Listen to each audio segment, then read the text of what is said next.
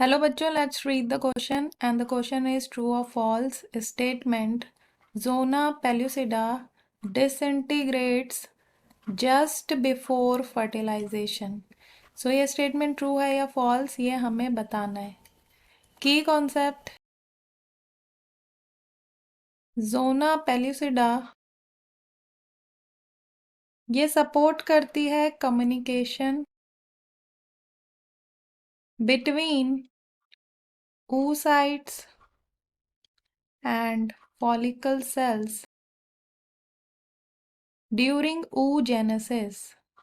ये प्रोटेक्ट करती है oocytes को embryos during development and regulate करती है interaction between ovulated eggs and free swimming sperm during and following fertilisation.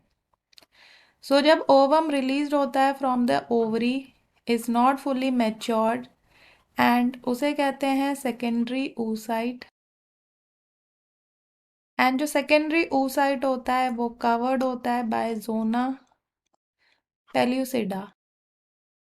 It is secreted by the oocyte and appears between the follicular cells and oocyte. It is a homogeneous membrane and ये जो membrane होती है ये disintegrate करती है just after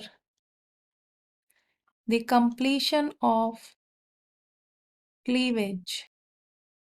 So ये just before fertilization disintegrate नहीं करती है, ये after the completion of cleavage ये disintegrate करती है and this remains intact throughout the cleavage divisions, which means the development of blastocyst creates pressure on growing blastocyst and leading to the formation of the slit in zona pellucida. And ये जो zona pellucida होती है is dissolved by the enzyme acrosin. So when sperm comes in contact with the oocyte, the plasma membrane of the two cell fuse and the head of the spermatozoons enters the cytoplasm of the ovum. Alteration takes place in the plasma membrane of the oocyte and जो zona pellucida होती है ensure that no other spermatozoons can enter the oocyte. So इसलिए यहाँ पे जो statement दी गई है वो हो जाती है false statement.